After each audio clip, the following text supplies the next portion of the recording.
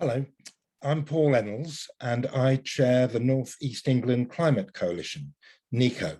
We've been working to bring together everybody across the North East who's got an interest in tackling the climate crisis. Individuals, voluntary organisations, businesses, councils, the health service, you name it, they've been joining NEECCo to work together.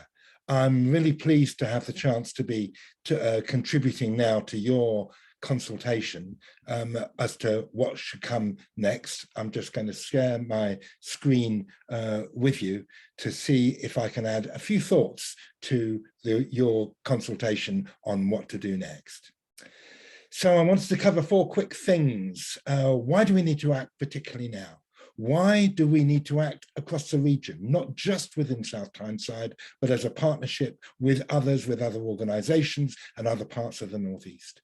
Why is NEECCo promoting the idea of becoming England's greenest region, tackling not just emissions, but also looking to tackle the crisis of biodiversity and to try to make sure we have fair jobs across the region? And then I want to share some specific ideas for South Tyneside.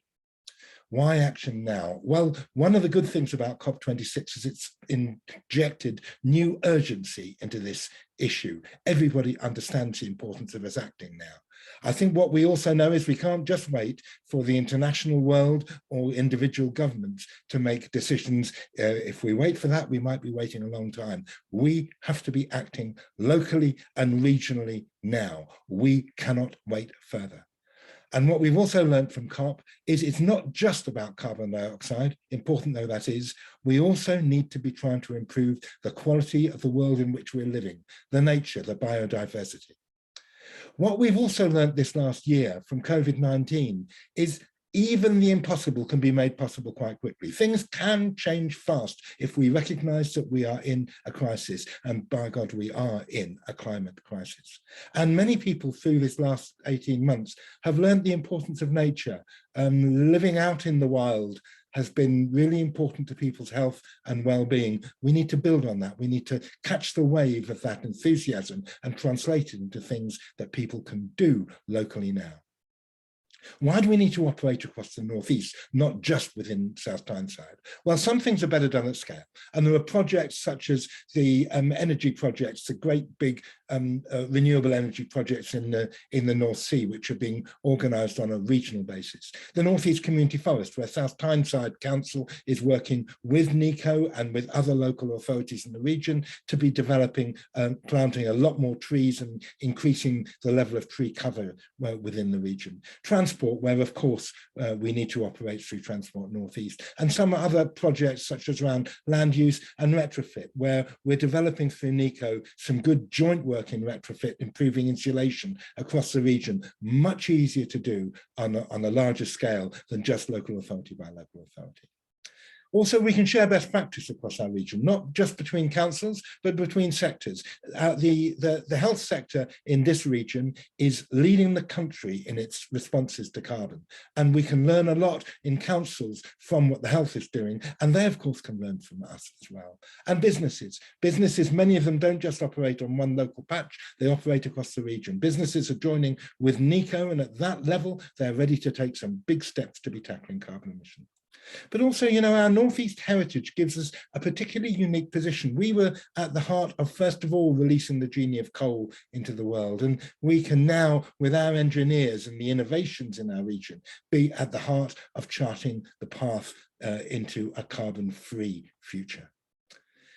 We've been pushing the idea of becoming England's greenest region, not just looking at carbon dioxide emissions coming down, but also moving from a story of how awful everything is, the disaster, the potential of everything going wrong, to the positive. Everybody wants to live in a greener area. Everybody finds it attractive, the idea that there might be more trees and bushes and grass around, and that there might be new, good, decent green jobs. It's not just emissions, it's also biodiversity and green jobs that are motivating for people. And we need to therefore have that kind of vision of becoming part of England's greenest region.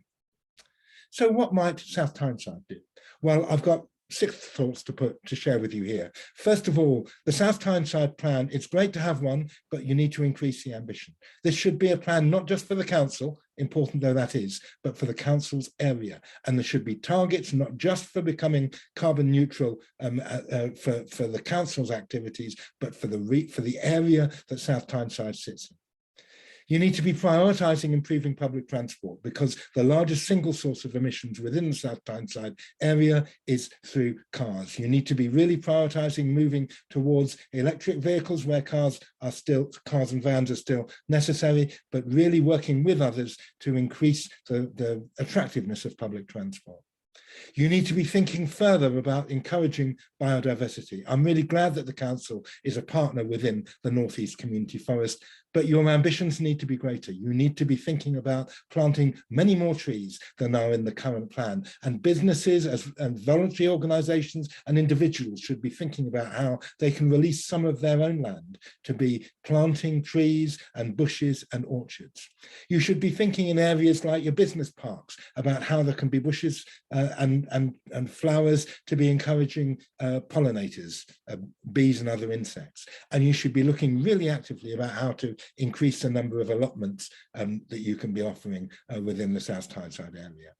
You should be supporting local businesses in their move towards net zero. Many of them are really leading the way here, and you can be helping them as a council.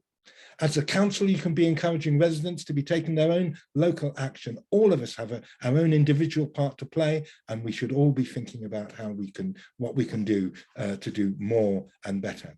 And energy, we can be doing a lot to move to renewable sources of energy. We could be putting solar panels on every school roof and every building. We should be moving much more rapidly than currently planned towards moving towards LED street lighting. But there's much more you can do, much more you can find out through NEECCo.